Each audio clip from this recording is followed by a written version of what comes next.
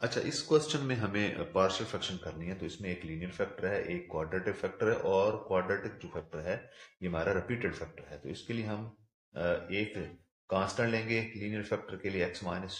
To A over X minus two, plus जो quadratic factor है उसके लिए B X plus C over X square plus two, and next जो है ये रिपीटेड फैक्टर है, तो इसके लिए डी एक्स प्लस ई, ये हम इसके लिए जो है रिपीटेड फैक्टर के लिए लेंगे।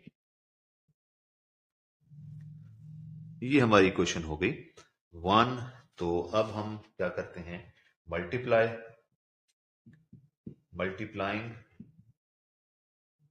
Equation one by x minus to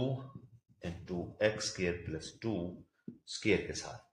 तो लेफ्ट साइड हमारी जो है ये 2x प्लस 32 रह जाएगी, क्योंकि ये खत्म हो जाएगा। A into X square plus two square, ये आ जाएगा एक्स माइनस टू से कैंसिल होगा जब इसको मल्टीप्लाई करेंगे, plus B X plus C जो है ये हमारे पास आ जाएगा X minus two into X square plus two के बराबर। और यहाँ से जो है ये फैक्टर जब इसके साथ मल्टीप्लाई करेंगे तो ये D X plus E N two, ये हमारे पास आ जाएगा जी। यहाँ से जब इसको इसके साथ मल्टीप्लाई करेंगे तो ये factor cancel, x minus to इसके साथ आ जाएगा, ये हमारे पास इक्वेशन टू आ गई। अब हम पुट करते हैं x को किसके इक्वल जी, x इक्वल टू, या इसको हम पहले मल्टीप्लाई कर लेते हैं, मल्टीप्लाई भी किया जा सकता है। तो मल्टीप्लाई करके x minus two X plus 32 ये लेफ्ट साइड आ जाएगी। इसको सिंप्लीफाई कर लेते हैं, तो a into X power four plus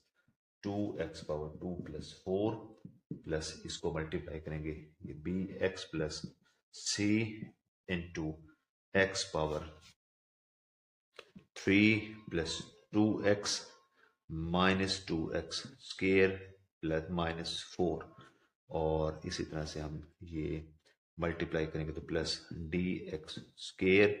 minus two D X, and E को मल्टीप्लाई करेंगे plus E X minus two E. ये हमारे पास जो है माइनस माइनस टू ई, ये हमारे पास जो है एक इक्वेशन आएगी। अब इसको फर्दर सॉल्व करते हैं, two X plus 32 equal to A X power four plus two A X square plus four A, और इसके बाद प्लस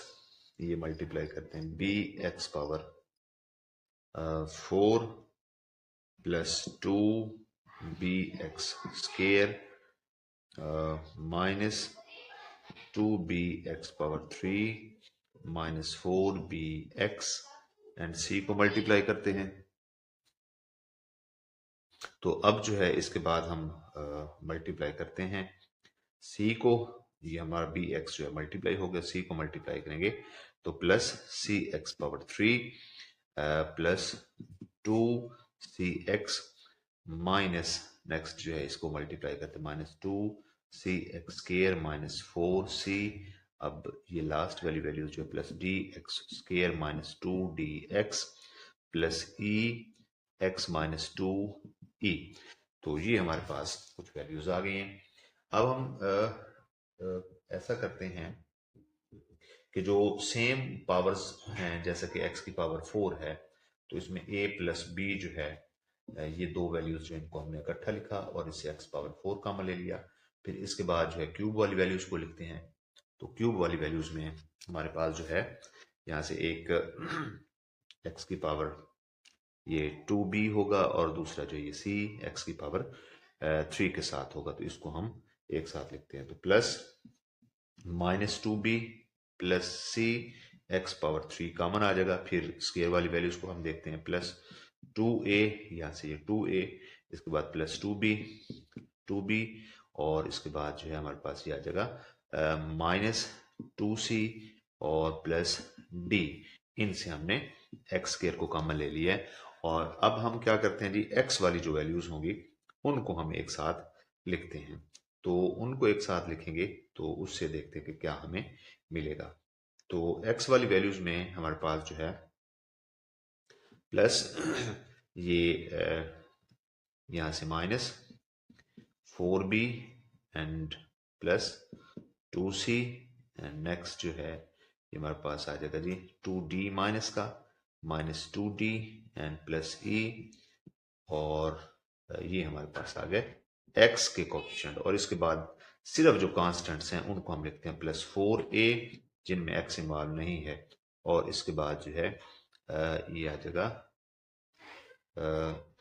यहाँ से -4c और नेक्स्ट जो है -2e। ये हमारे पास जो है ऐसी वैल्यूज हैं जिनमें x इन्वॉल्व है और x इन्वॉल्व नहीं है। वो सारी चीज़ों को हमने एक साथ लिख के कोफिशिएंट जो है वो ले ली है। अब हम एक हमारे पास लीनियर फैक्टर था तो उसको जो है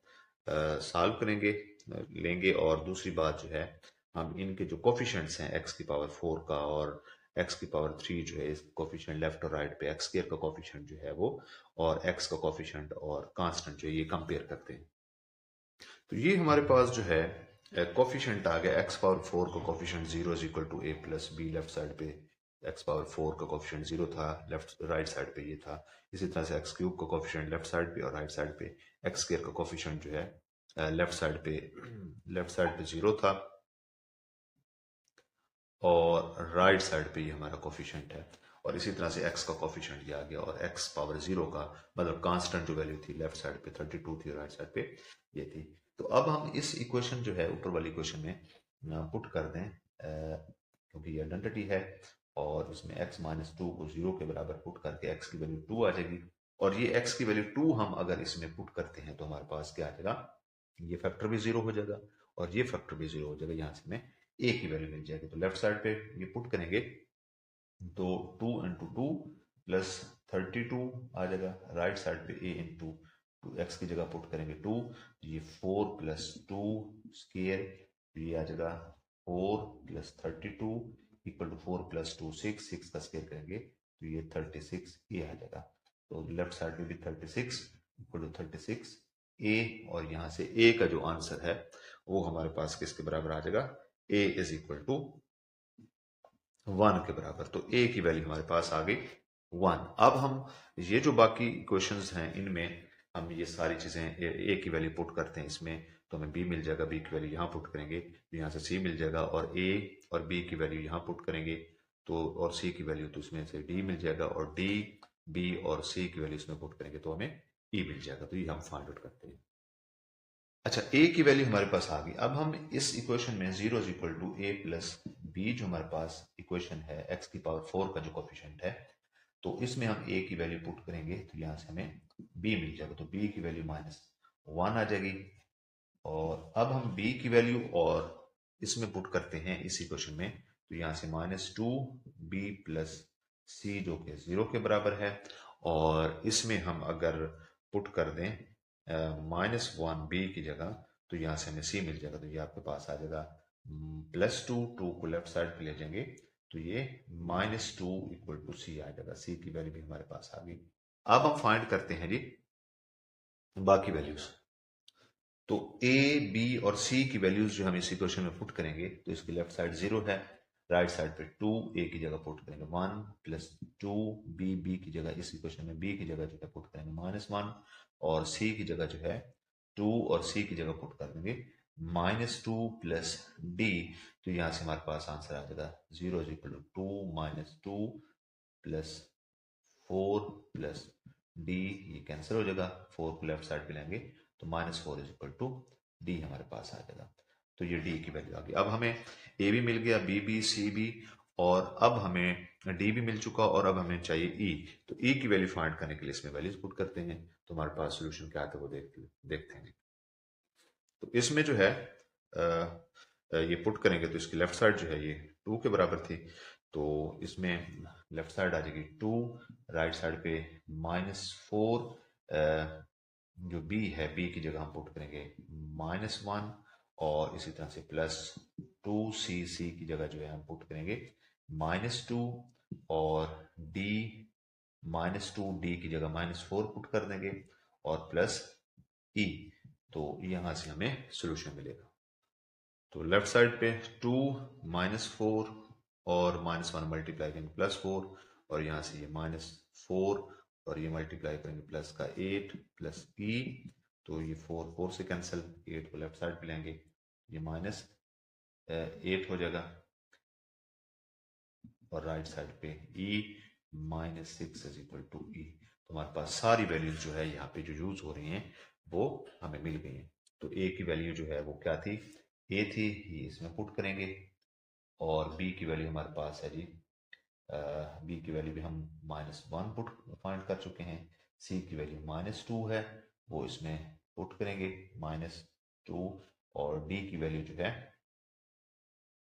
d की वैल्यू हमारे पास -4 है, ये -4 यहाँ पुट कर देंगे और e की वैल्यू -6 है, तो ये इसमें पुट करेंगे तो हमारे पास ये पार्शियल फ्रैक्शन आ जाएगी। ये हमारा फाइनल सोल्यूशन है।